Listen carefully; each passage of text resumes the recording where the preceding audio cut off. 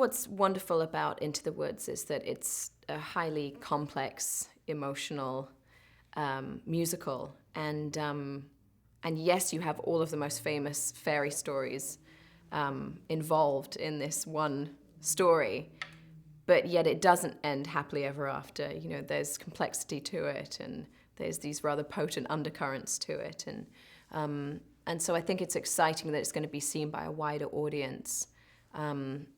Because there's something that challenges you about Stephen Sondheim's musicals, and this one certainly has that. It's got a kind of darker undercurrent. It's exciting that more people are going to see it.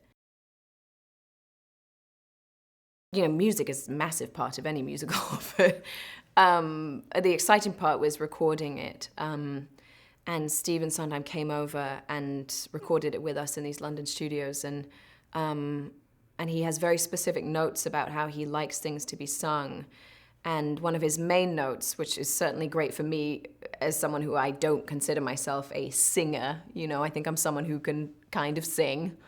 And that was very reassuring to have Stephen come in and say, you stop singing it, stop making it sound too pretty. I don't want it to sound perfect. I want it to sound real. This is a conversation. This is a monologue. And so I think he really likes having actors who can kind of sing rather than singers who can kind of act, you know. And so I think that's very reassuring for all of us, because I don't know if any of the cast members truly considered themselves singers, you know. And he would come in and he has very specific notes on timing and the way you're delivering a line, and he doesn't want anything to be too melodramatic, too pointed, and too over the top. I think he likes to have his songs open for interpretation.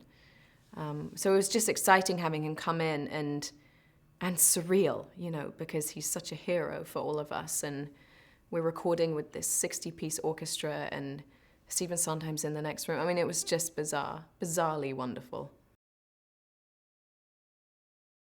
Into the Woods is an amalgamation of all the fairy tales, all the most famous ones. But our story does not end happily ever after. And all of the characters go into the woods in order to get what they want, what their wish is. Each of them has a separate wish, separate mission. And at the center of it is the baker and the baker's wife. And their house has a curse on it that the witch has placed on, and that their family tree will always be a barren one. And they're desperate for a baby.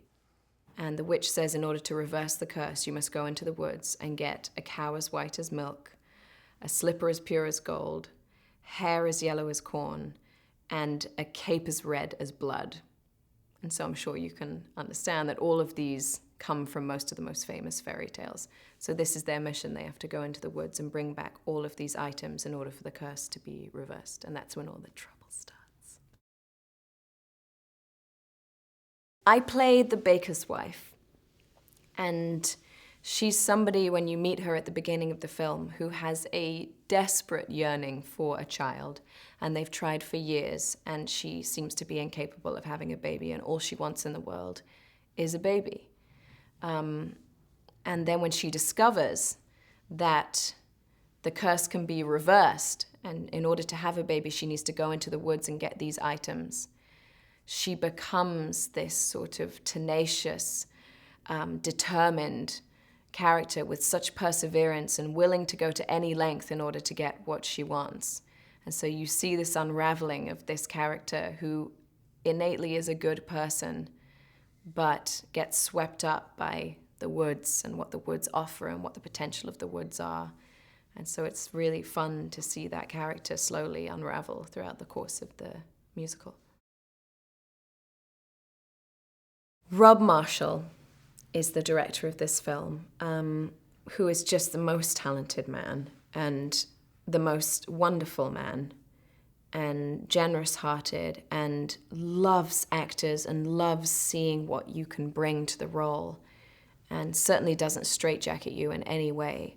I think he's a very specific director as well. He knows exactly what he wants, which is so reassuring because particularly with a musical, you want someone who's going to tell you when it's too much or it's too little, or you don't want to seem like you're,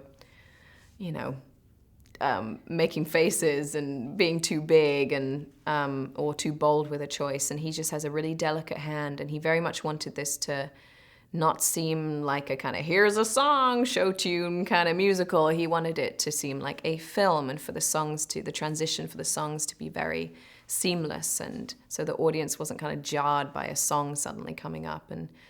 And he just has such a delicate touch, and it was wonderful working with him every day. He's just the most positive, happy person, and all you want as an actor is somebody who has a spirited opinion and somebody who's not going to straitjacket you. And he does both of those things in spades with a huge smile on his face.